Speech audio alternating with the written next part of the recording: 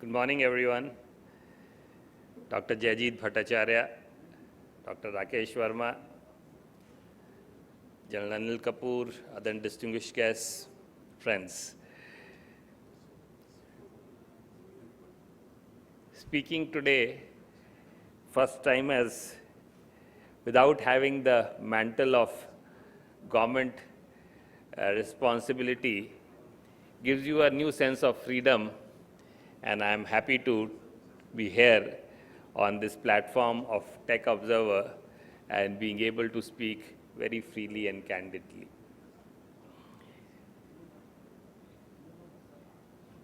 Jayajit has brought out the whole range of issues. We recently concluded the DefExpo in Gandhinagar in October. And I was reminded of 2018 when we were to organize the DefExpo. And at that time, we first looked at, how the previous DefExpos were organized. It was a show where a lot of foreign OEMs would come and display their wares. And in 2018, we thought it would be a good idea to actually talk about Make in India as the theme of DefExpo. I remember quite distinctly, there was a shockwave that went through the system of how could Make in India be the theme of DefExpo. I had just joined Ministry of Defense as Secretary Defense Production, and a presentation was made to me how DefExpo is so grand because you have all the major OEMs come and showcase what they were doing. And since I thought, we must have something more to do than mere foreign OEMs coming in DefExpo, I insisted that, no, we must have Make in India as a theme, at least some part we should showcase. And I said, no, you change your presentation, we will have a different presentation so that the whole theme is changed. After a week, I was given another presentation. And lo and behold, they had put on the title Make in India, but everything else was the same. So I said, no, this won't do. I mean, once we're talking of Make in India, tell me how the local industry, the local DPSUs, how we are going to give them prominence, how will we showcase what Make in India is. So this is not acceptable. And we again went back and came back with another presentation.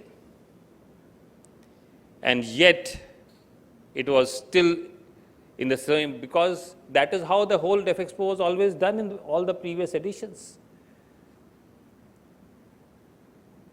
After several efforts, one of the main things that we did was then we decided that maybe we should change the whole organizational structure of DefExpo. And for the first time, we said DefExpo will henceforth be organized by HAL. So in 2018, the organization of DefExpo was entrusted with HAL. And we said we will have Make in India as the theme. So how do you showcase Make in India? At that time, there was not, as Jayajit has very rightly brought out, there weren't too much of Make in India. But we said, nevertheless, whatever is there, we came up with the concept of India Pavilion. For the first time, we said there will be an India Pavilion in each DefExpo, where the best of what happens in India will be showcased. And in that, once we started, and then we went out, reached out to the industry, DPSUs, everyone, DRDO, and we realized that there were several things that we were doing, not only doing for ourselves, but even for global OEMs, which we were ourselves not aware of. The only work that happened was that all this was brought together on a single platform. The India Pavilion of DefExpo was born. Honorable Prime Minister came and inaugurated the India Pavilion. And that, to my mind, for the first time brought in self-respect and esteem for our own ability to be able to make in India. Fast forward, I come to DefExpo 2022.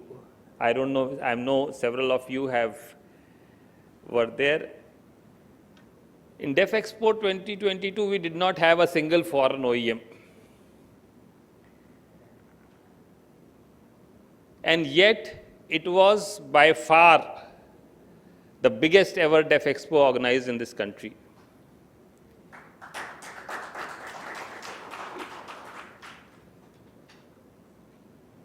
There were,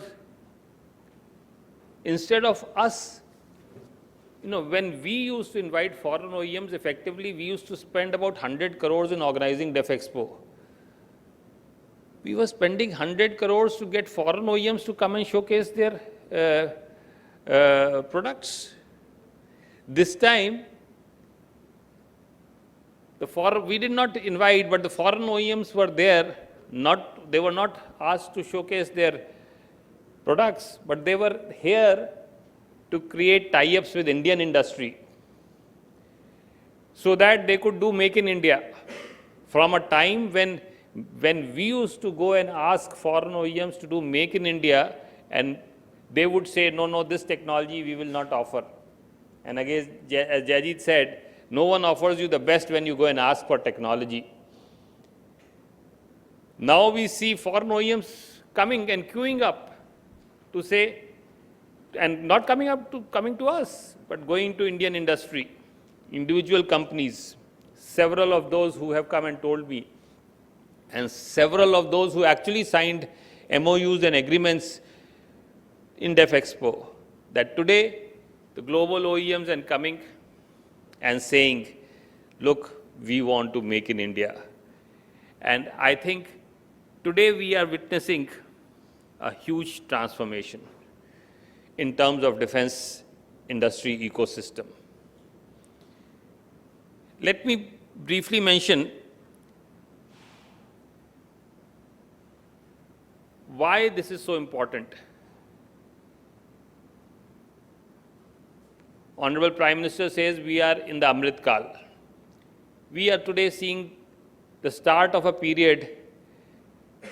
After 25 years, we hope to see the Indian economy to be the size of anything between $35 trillion to $40 trillion, to be among the top 2 or 3 economies in the world, to be able to occupy its rightful place in the world, which we know in the past India had enjoyed. But such economic growth, if it has to be protected, if it has to be sustained, it is not possible unless we have ability to protect our economic growth. We all know this from our common sense. If you are a man of some wealth and well-being, you need certain amount of degree to protect. Otherwise, it is difficult to be able to protect your own wealth. In the world stage, this is even more applicable. And to be able to do this, unless you have your own self-reliant, Atmanirbhar capability to be able to defend your economic prosperity, your economic resources, it is not possible to reach the development that we aspire and hope and expect to achieve in the next 25 years of this Amrit Kal. And that's why this is so important.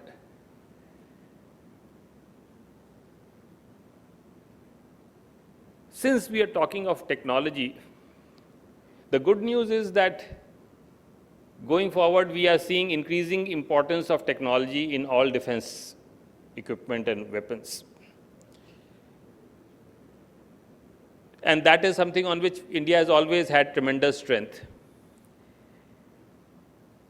We are seeing greater, in fact, we have moved today, increasingly it is not merely about people, but it's also about how advanced we are in technology. This has been demonstrated in all, whether it was Azerbaijan, Armenia, whether it is Russia, Ukraine, or whether it is the silent war which keeps on going on, where each country is influencing another country in a continuous manner.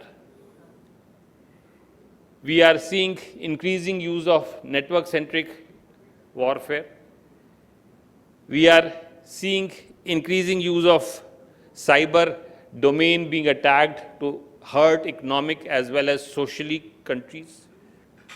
We are seeing increasing, because of the change in technology, the increasing use of information warfare.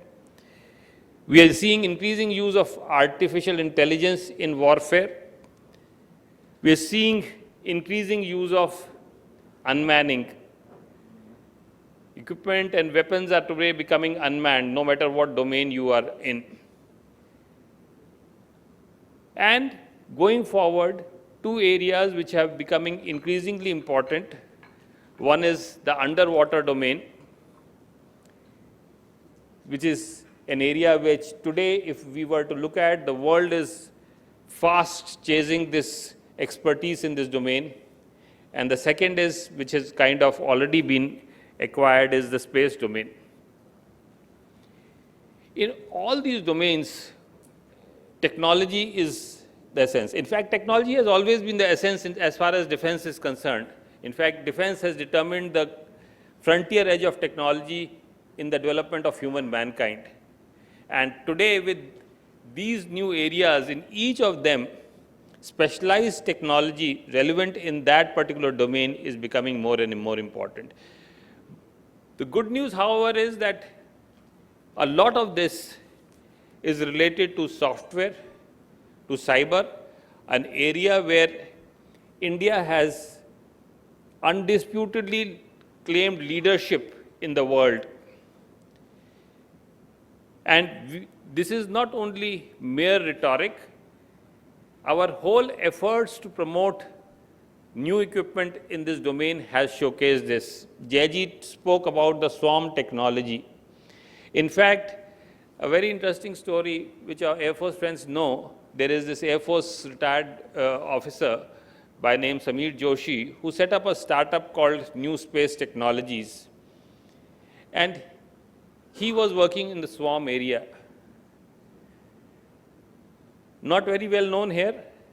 And one day, the US Air Force Research Lab, USAFRL, came and knocked on our door and said, we want to collaborate with Samir Joshi because he is doing some work in swarm which we don't even have in US.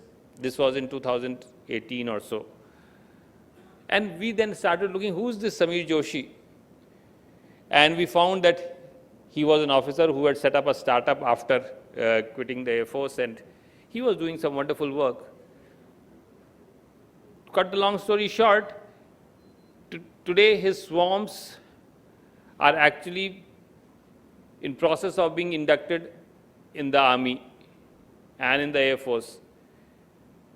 Today his loitering munition, which Jayajit mentioned, is today in advanced stage of development. The beauty of what, and this is largely a lot of work that goes on in swarming is 80–90% of it is actually software and artificial intelligence.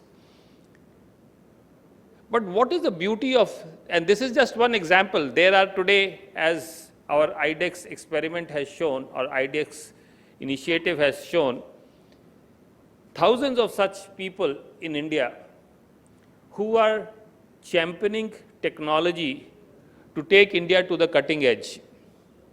But what is the most remarkable thing in all of this is that the cost at which they are able to develop the same technologies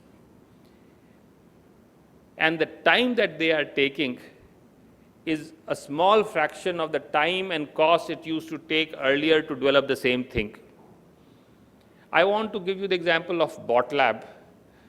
who did this swarm show in after the on the beating the retreat this year in after the Republic Day. This company, we had initially, when we thought of doing such a big swarm show of 1,000 drones, there was no one in India who could do it. In fact, as possibly you know, till August 2021, we had prohibition with respect to anyone developing drones in India, let alone swarms. And in August 21, the policy was liberalized.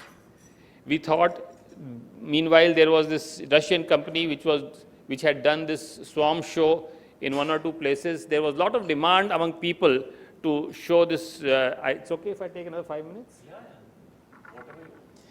So this is an interesting story. So I thought I'll mention this to bring out the point that how we are today in India have a new technology capability to develop things at a much slower cost and a much faster pace. These company, so we had tied up, or we had discussed with this Russian company to do a swarm show on the beating the retreat. And then this startup from IIT Delhi came up and said, a bunch of students who said, we are also doing swarms, so how many, if you could allow us the opportunity to actually do the swarm show on the Republic Day, on the beating the retreat ceremony. And I said, how many drones do you fly in your swarm? They said about 60 to 80 drones is what we could fly. I said, we are looking at 1,000 drones. Now, anyone who is, associated with technology would know that in a lot of these things, as the numbers go up, the complexity actually doesn't go up linearly, but goes up exponentially. Because every one more drone has connections with all the other drones. So that many more connections keep getting added. So the complexity increases much more. And here there are these bunch of boys who are saying, some 60 to 80 drones. I said, this show is going to be in January. I want to know by 31st of December whether you will be able to do it or not. And they said, no, sir, we'll do it. So I said, all right, we'll give you a chance. Why don't you try? And then they came up, and this was sometime in September of 21, and then they came up and said, sir, but we don't have money to buy 1,000 drones. We can do the software, but we don't have money. So I spoke to then Science and Technology Secretary, Professor Ashutosh Sharma, and he generously agreed that, yes, he will fund these people to buy the hardware. But as you know, very often in government, there's a lag between what you want to do and when it actually happens. And in our case, time was of essence. So while Dr. Sharma wanted to help them, the money never came. And another 1 month went by. And then one of these boys landed up with an inheritance because of death in his family, and he got some 60 lakhs, which he used his money to buy the chips which were required to assemble the drones from Taiwan. As luck would have it, last year was an acute shortage of chips in the world. And when they went to this company in Taiwan, with whom they had been dealing in the past, that company said, I have a long waiting list, I'll take at least 2 years to supply the chips. And they refused. Then they kept on looking for another source and finally landed up with a totally new source with whom they had not done business earlier. But yet, they gave all their 60 lakhs to this unknown company and ordered the chips. The chips, the company was new, small, and chips didn't come. When I checked up with them in about November, the chips had still not started coming. And remember, January is the show. At one time, we thought this would never happen. But then in November end, finally, the chips started coming, few at a time. And these boys would assemble whatever they would get and then keep on trying the increased number of drones. So 50, 100 at a time. So they went from 60, 80 to 100, 200 like that. And by 31st of December, they were able to do about 500, 600 drones. and show a swarm. But that was not enough for us to make all those shapes and all. We needed more drones. But seeing their amount of effort and sincerity and passion behind their work, we thought, okay, we stretched ourselves and we went up to 15th of January, said, all right, you make your 1,000 drones, we'll give you time up to 15th of January. And eventually, they did, not by 15th of January, by 20th or 21st, they were able to do 1,000 drones. They eventually did the show, which I'm sure several of you saw. And it was greatly appreciated. The President, the Prime Minister came to me and congratulated me on the show. And everyone was very happy, everything. Meanwhile, the money from Department of Science and Technology also came, so they were able to get that money also. That was also nice. But the question that remained with me was, look, for them, these boys have taken merely 1.5 to 2 months to make this swarm of 1,000 drones. And they didn't have the time because we had restriction in terms of not allowing drone development in the country. But there are no such restrictions in other countries of the world. How is it that we are the only 4th country in the world to have a swarm of 1,000 drones happening in our country? There is this capability that was demonstrated by this startup that we are able to do, which many other countries are not able to do. And to my mind, I think this is the defining difference that our youth and our people have shown that will make the difference going forward. I've already overshot my time. There was so much more to share, but I think it's a wonderful, wonderful thing that Tech Observer is organizing this seminar here today. I think this is a golden opportunity. There is tremendous amount of excitement, interest in the industry, in the youth, in the startups, and most of it is driven on technology. So I think seminar like this would further be able to channelize thoughts and directions so that this journey for becoming truly Atmanirbhar and beyond Atmanirbhar, where we are really not only working to meet the requirements of our own defense forces, but also become a global leader. Incidentally, let me conclude by saying that defense technology is a highly monopolized sector. The total defense trade in the world, which amounts to nearly $400–500 billion, is monopolized by 5 countries in the world. And any guesses which are those 5 countries? Yeah, there's an easier way to remember. They are the 5 permanent members of the UN Security Council. So now with our aspirations to be will become a permanent member of UN Security Council, it is not unreasonable to say that we have to develop our defense technology. Thank you very much.